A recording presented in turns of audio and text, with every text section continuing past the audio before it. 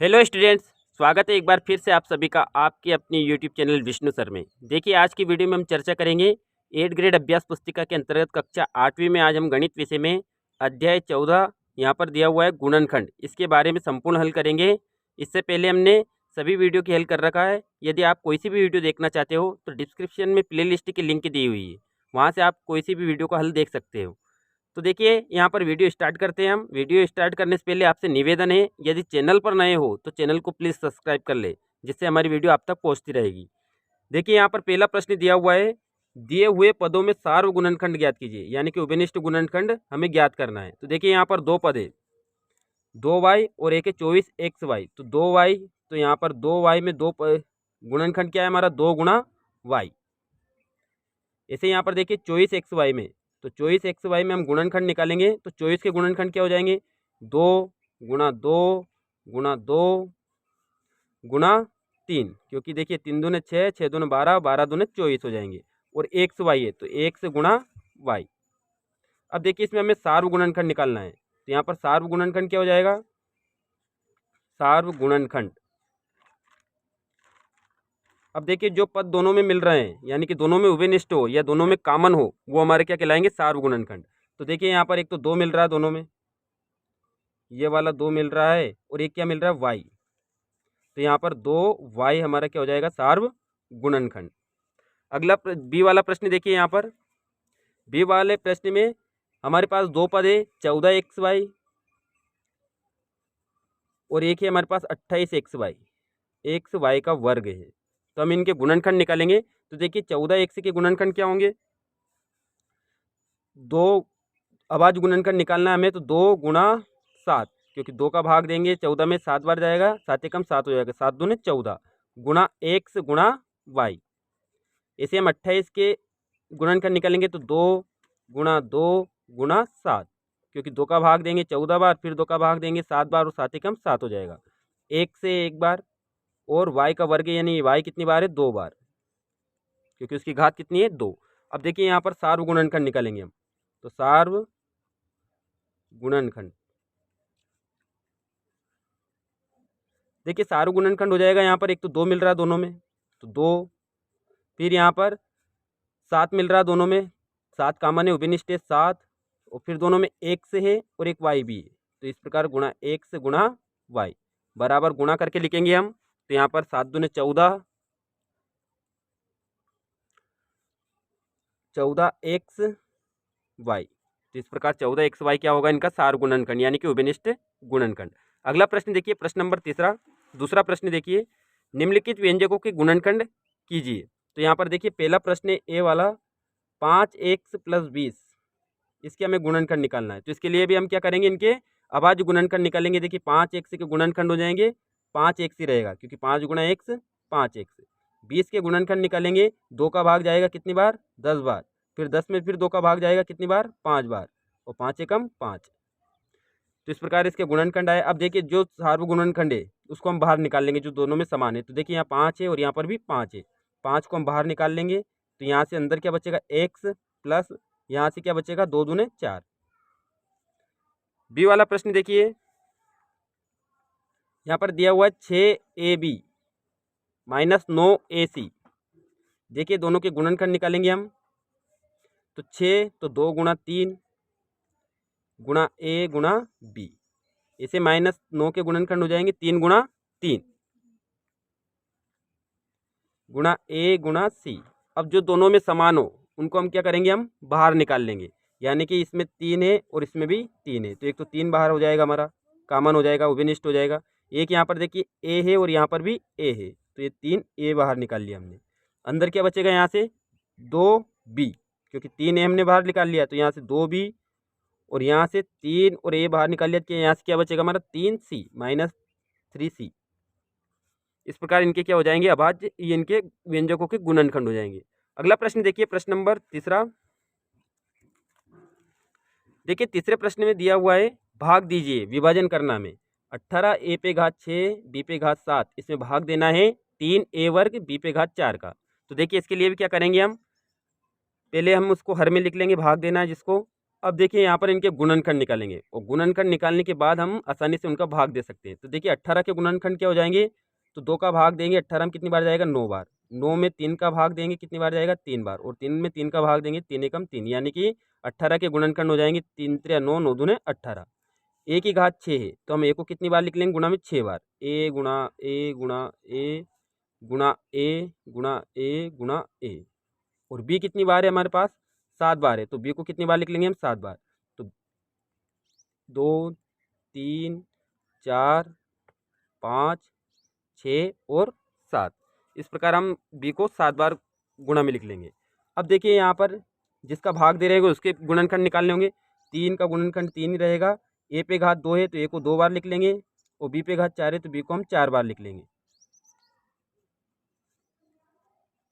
अब देखिए यहाँ पर हम 3 से 3 को काट देंगे, क्योंकि भाग दे रहे हैं तो 3 से 3 को काट देंगे। यहाँ पर ए कितनी है हमारे पास, 2 है, ऊपर 2 एक से 2 ए हम काट देंगे।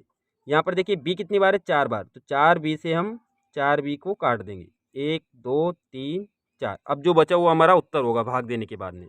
तो यहाँ पर देखिए क्या बचा हमारा ऊपर, 2 गुणा 3 यानी कि 3 दूने 6। यहाँ से एक की पावर कितनी हो जाएगी, 1 2 3 4, यानी ए की घात कितनी हो जाएगी, 4। बी की पावर कितनी हो जाएगी, तो यहाँ पर बी की पावर जो होगी वो कितनी हो जाएगी, 3, क्योंकि 3 बी बची है हमारे पास, तो बी की घात 3। इस प्रकार इसका उत्तर होगा। अगला देखिए बी वाला प्रश्न देखिए यहाँ पर 3x वर्ग वाई प्लस 9x में हमें भाग देना है 3x का। तो 3x वर्ग वाई, तो 3x के गुणनखंड निकालेंगे, 3 गुणा x का वर्ग है तो x को 2 बार लिख लेंगे, गुणा यहाँ पर y है तो y लिख लेंगे, प्लस 9x है तो 9 के गुणनखंड क्या हो जाएंगे, 3 गुणा 3 वो गुणा x। अब देखिए दोनों में जो समान आ रहा है उसको हम बाहर निकाल लेंगे, यानी कि सार गुणनखंड निकाल लेंगे इसका। तो यहाँ पर देखिए यहाँ पर भी 3 है और यहाँ पर भी 3 है, यहाँ पर एक x है और यहाँ पर भी एक x है, तो 3x को हम बाहर निकाल लेंगे। अंदर क्या बचेगा, xy।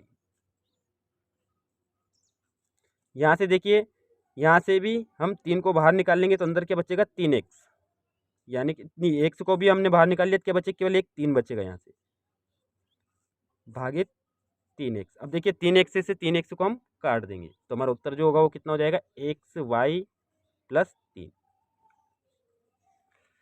अगला प्रश्न देखिए, प्रश्न नंबर 4। देखिए प्रश्न नंबर 5वां यहाँ पर दिया हुआ है, गुणनखंड कीजिए। x वर्ग धन 7x धन 12, इनके हमें गुणनखंड करना है। तो देखिए सबसे पहले हम जो x वाली संख्या है 7x, इनको 2 भागों में तोड़ेंगे हम, यानी कि 2 भाग बनाएंगे इसके 7x के, ऐसी संख्या बनाएंगे जिससे गुणा करने पर 12 आ जाए और जोड़ने पर कितना आ जाए, 7x। तो देखिए 4 और 3 में तोड़ लेंगे इसको, तो 4 और 3 7 होता है, और 4 और 3 का गुणा करते हैं तो कितना आता है, 12।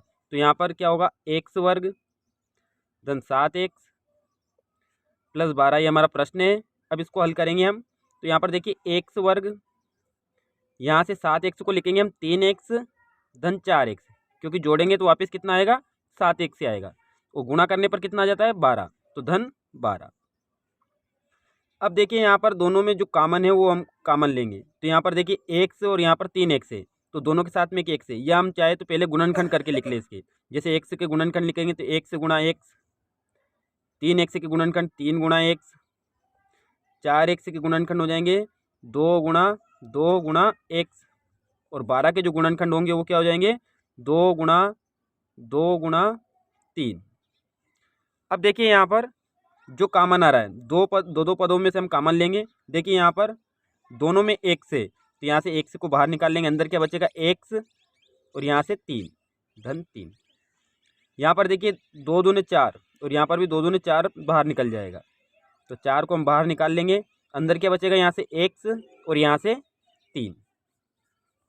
देखिए वापस x धन 3 इसके साथ में भी है और x धन 3 इसके साथ में भी है, तो इसके जो गुणनखंड होंगे वो कितने हो जाएंगे, x धन 3 को बाहर निकाल लेंगे हम, x धन 3, तो अंदर क्या बचेगा हमारा, x धन 4। तो फाइनली हमारा जो गुणनखंड होगा वो क्या हो जाएगा, x धन 3 और x धन 4। 5वें का दूसरा प्रश्न देखिए यहाँ पर, x वर्ग ऋण 10x धन 25 है। तो सबसे पहले हम ऋण 10x को 2 भागों में तोड़ेंगे, जिससे हमें गुणा करने पर कितना जाए, धन के 25x वर्ग आ जाए। तो यहाँ पर देखिए ऋण 10x से था, हमने इसे 2 भागों में तोड़ लिया, ऋण 5x ऋण 5x, तो जोड़ेंगे तो इन ऋण 5x और ऋण 5x कितना हो जाएगा, ऋण 10x। अब यहाँ पर 25 तो गुणा करने पर 50 25 हो गया, क्योंकि 25x वर्ग हो जाएगा। अब देखिए यहाँ पर दोनों भागों में से x कॉमन आ रहा है, यहाँ पर x वर्ग है तो x को बाहर निकाल लेंगे हम, तो एक x बचेगा और यहाँ से x बाहर निकाल लिया, क्या बचेगा, -5। अब देखिए यहाँ पर -5 कॉमन लिया हमने, तो देखिए अंदर क्या बचेगा, यहाँ से -5 ही बाहर निकाल लिया, प्लस के x बचेंगे, और यहाँ +25 था तो हमने 50 25 होता है, यानी कि 5 गुणा 5, तो एक 5 को बाहर निकाल लिया, माइनस का निकला, इसलिए अंदर भी माइनस का बचेगा, क्योंकि गुणा करेंगे तो वापस प्लस का हो जाएगा। अब देखिए यहाँ पर 1 से ऋण 5 और 1 से ऋण 5 दोनों में सार्वगुणनखंड यानी कि कॉमन है, तो 1 से ऋण 5 को बाहर निकाल लेंगे तो अंदर क्या बच जाएगा, 1 से ऋण 5। इस प्रकार ये हमारा फाइनली गुणनखंड हो जाएगा 1 से ऋण 5 और 1 से ऋण 5। प्रश्न नंबर 6 देखिए, 16x वर्ग ऋण 49 के गुणनखंड कीजिए। तो यहाँ पर देखिए प्रश्न है हमारा 16x वर्ग ऋण 49। अब देखिए यहाँ पर हम गुणनखंड निकालेंगे, 16 के गुणनखंड क्या होंगे, 4 गुणा 4 x वर्ग, या 49 के गुणनखंड 7 गुणा 7। अब देखिए यहाँ पर वर्ग में लिख सकते हैं इसको, क्योंकि 4 दो बार गुणा में तो 4 का वर्ग, 1 से तो 4 x का वर्ग लिख देंगे हम, इसको क्या लिख सकते हैं हम, 7 का वर्ग।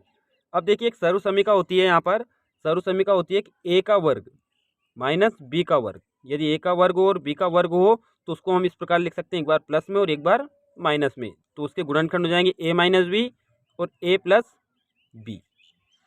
तो देखिए यहाँ पर ऐसे हम यहाँ पर क्या करेंगे, जैसे मान लीजिए a का वर्ग, तो यहाँ 4x का वर्ग हो गया, b का वर्ग तो 7 का वर्ग। अब इसको एक बार प्लस में लिख लेंगे और एक बार माइनस में लिख लेंगे, तो यहाँ पर एक बार प्लस में लिखेंगे या माइनस में लिखेंगे तो 4x ऋण 7, और एक बार प्लस में लिख लेंगे हम 4x धन 7। तो इस प्रकार 16x वर्ग ऋण 49 के गुणनखंड हो जाएंगे 4x ऋण 7 और 4x धन 7। प्रश्न 7वां देखिए, गुणनखंड कीजिए। प्रश्न है हमारे पास x वर्ग धन yz धन xy प्लस xz। अब देखिए दो पदों में से हम कॉमन लेंगे, जो समान पद है उनको पास में लिख लेंगे। तो यहाँ पर देखिए सबसे पहले हम x वर्ग के साथ में xy लिखेंगे, समान पदों को पास में लिख लेंगे, x वर्ग के साथ में xy, और यहाँ पर yz के साथ में क्या लिख लेंगे, xy। यहाँ पर yz बचा और xz बचा। अब देखिए यहाँ पर कॉमन लेंगे हम, x यहाँ से दोनों जगह समान है, तो x यहाँ से बाहर निकाल लेंगे तो अंदर क्या बचेगा, x धन y बचेगा। यहाँ देखिए दोनों में z है, कॉमन आ रहा है, दोनों में उभयनिष्ठ है z, तो यहाँ से हम z को बाहर निकाल लेंगे, तो यहाँ क्या बचेगा, y धन x यानी कि x धन y। अब देखिए यहाँ पर सार्वगुणनखंड है, यहाँ पर x धन y और x धन y, तो एक तो हो जाएगा x धन y हमारा गुणनखंड, और एक और गुणनखंड हो जाएगा x धन z। प्रश्न नंबर 8वां देखिए प्रश्न नंबर 8वां दिया हुआ है कि गुणनखंड कीजिए। यहाँ पर 8x पे घात 3 है, 24x वर्ग y माइनस 32x y का वर्ग है। तो देखिए यहाँ पर हम गुणनखंड ज्ञात करेंगे। तो देखिए सबसे पहले हम क्या करेंगे, यहाँ से 8 समी में से कॉमन आ रहा है, क्योंकि 8 एकम 8, 1 बचेगा यहाँ से, 8 3 24, 3 बचेंगे यहाँ से, और 8 चुके 32, यहाँ से 4 बचेंगे अगर हम 8 को बाहर निकाल लेंगे। अब देखिए एक से भी सभी में, यहाँ x का 3 है, यहाँ x का वर्ग है, यहाँ पर x है, तो हमें एक x को बाहर निकाल लेंगे। तो यहाँ से क्या बचेगा, 8x हमने बाहर निकाल लिया, x वर्ग। यहाँ से देखिए 8 3 24 यानी कि 3 बचेगा, और एक x बाहर निकाल लिया तो वर्ग था, तो एक x बच जाएगा, और y माइनस यहाँ से 8 चुके 32 4, और x बाहर निकाल लिया हमने तो 4 y का वर्ग बचेगा। अब देखिए यहाँ पर 3xy को हम दो भागों में तोड़ेंगे, तो हम 4xy माइनस xy लिख सकते हैं, क्योंकि 4xy में से एक xy घटाएंगे तो कितना बचेगा, xy बचेगा केवल। अब माइनस 4y वर्ग। अब देखिए यहाँ पर कॉमन आ रहा है x दोनों जगह से, यहाँ पर अंदर हम कॉमन ले लेंगे x को, तो अंदर बचेगा x धन 4y। यहाँ से भी हम क्या कॉमन ले लेंगे, y, तो यहाँ से x बचेगा और यहाँ से धन 4y, क्योंकि माइनस हमने कॉमन ले लिया। अब यहाँ पर देखिए दोनों जगह x धन 4y और x धन 4y भी उभयनिष्ठ है, तो हम इसको भी बाहर निकाल लेंगे। तो 8x पहले से ही हमारे पास, x धन 4y को और निकाल लेंगे, तो अंदर क्या बच जाएगा, x माइनस y। अगला प्रश्न देखिए प्रश्न नंबर 9। देखिए प्रश्न नंबर 9 दिया हुआ है कि 25 माइनस a वर्ग माइनस b वर्ग माइनस 2ab है। तो देखिए इसको हल करना है, हमें गुणनखंड ज्ञात करना है। तो 25 माइनस a वर्ग माइनस b वर्ग माइनस 2ab। अब यहाँ पर 25 तो अलग ही है पूरा। अब यहाँ पर देखिए a वर्ग, यहाँ पर माइनस हम कॉमन ले लेंगे, तो माइनस कॉमन लेने से क्या होगा, ये सभी संख्याएं प्लस की हो जाएंगी, अंदर की सभी जो हमारा पद रहेगा वो कैसा हो जाएंगे, पद प्लस के हो जाएंगे। अब यहाँ पर देखिए माइनस कॉमन ले लिया तो हम ए वर्ग धन बी वर्ग प्लस 2ab, तो ये हमारी सर्वसमीका हो गई। ए वर्ग धन बी वर्ग धन 2ab किसका मान होता है, ए धन बी का वर्ग, तो हम इसकी जगह लिख सकते हैं ए धन बी का वर्ग। अब देखिए वर्ग है तो इसका मतलब 2 बार गुणा में है, तो 25 माइनस ए धन बी और ए धन बी, इस प्रकार इसके गुणनखंड होंगे। प्रश्न नंबर 10वां देखिए, यहाँ पर 45 एक्स पे घात 4 माइनस 7 एक्स पे घात 3 धन 12 एक्स पे घात 2 को 5 एक्स कोष्टक में एक्स ऋण 3 से भाग देना है। तो देखिए सबसे पहले क्या करेंगे, हम यहाँ से एक्स को बाहर निकालेंगे, तो यहाँ 45 पहले से बाहर है, कामन है, उभयनिष्ठ है। यहाँ से हम क्या निकाल सकते हैं, एक्स पे घात 4 एक्स पे घात 3 और एक्स पे घात 2, यानी कि एक्स पे घात 2 को हम बाहर निकालेंगे।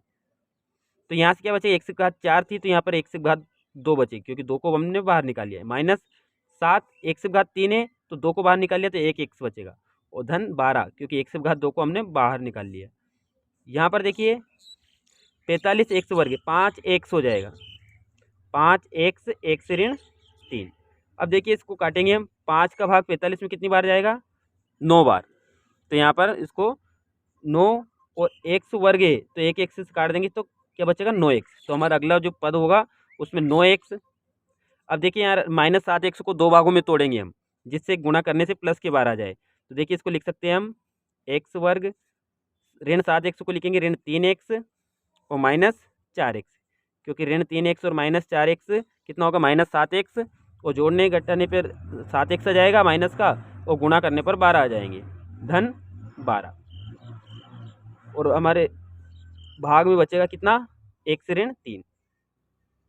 अब देखिए यहाँ पर गुणनखंड निकालेंगे इसके, तो क्या निकलेंगे गुणनखंड, 9 एक्स बाहर है इसे हमारा, एक्स वर्ग ऋण 3 एक्स में क्या कॉमन ले लेंगे हम, एक्स, यहाँ से हम एक्स को बाहर निकाल लेंगे, तो अंदर क्या बचेगा, एक्स माइनस 3, यहाँ से हम माइनस 4 को बाहर निकालेंगे, तो अंदर क्या बचेगा, एक्स ऋण 3 बटे एक्स ऋण 3। अब देखिए यहाँ पर एक्स ऋण 3 दोनों जगह उभयनिष्ठ है तो इसको भी हम बाहर निकाल लेंगे। तो देखिए यहाँ पर क्या बचेगा, अंदर 9 एक्स था हमारा, एक्स ऋण 3 को और बाहर निकाल लिया, अंदर क्या बचेगा, एक्स ऋण 4, तो यहाँ पर एक्स ऋण 4 को और लिख देंगे हम एक्स ऋण 4 बटे एक्स ऋण 3। एक्स ऋण 3 से एक्स ऋण 3 को काट देंगे, क्या बचा हमारा फाइनली उत्तर, 9 एक्स एक्स ऋण 4। तो देखिए इस प्रकार आज हमने अध्याय जो हमारा था 14 गुणनखंड उसका संपूर्ण हल किया। अगर वीडियो अच्छी लगी हो तो लाइक करें, चैनल को सब्सक्राइब कर ले, जिससे आगे की जो वीडियो आप तक पहुंचेगी वो तुरंत आप तक पहुंच सके। Thank you.